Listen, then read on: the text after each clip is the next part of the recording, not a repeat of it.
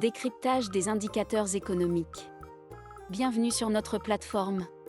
Aujourd'hui, plongeons-nous dans l'univers des indicateurs économiques qui sont comme les battements du cœur de l'économie, fournissant des indices vitaux sur sa santé et sa performance.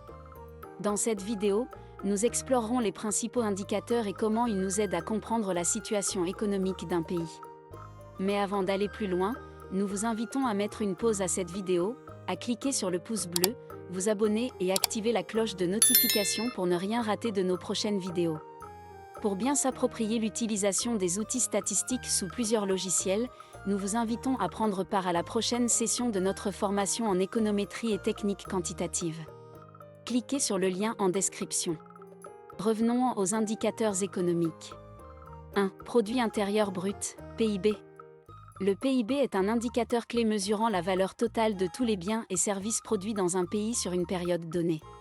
Il est souvent utilisé comme indicateur de la croissance économique.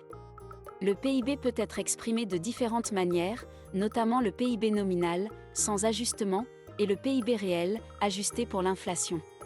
Une croissance positive du PIB indique une expansion économique, tandis qu'une croissance négative peut signaler une récession. Cependant, le PIB seul ne capture pas toutes les nuances de la qualité de vie ou de la distribution des revenus. 2. Taux de chômage. Le taux de chômage mesure la proportion de la population active sans emploi, mais recherchant activement un travail.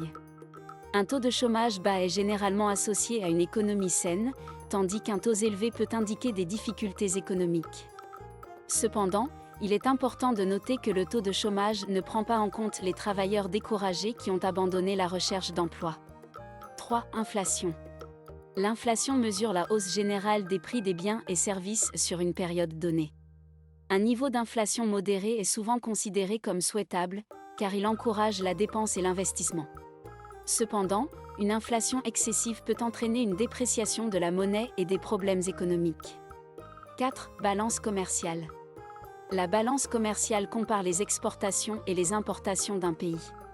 Un excédent commercial se produit lorsque les exportations dépassent les importations, tandis qu'un déficit commercial se produit lorsque les importations sont supérieures aux exportations. La balance commerciale peut influencer la valeur de la monnaie nationale. 5. Dette publique. La dette publique représente le montant d'argent que le gouvernement doit.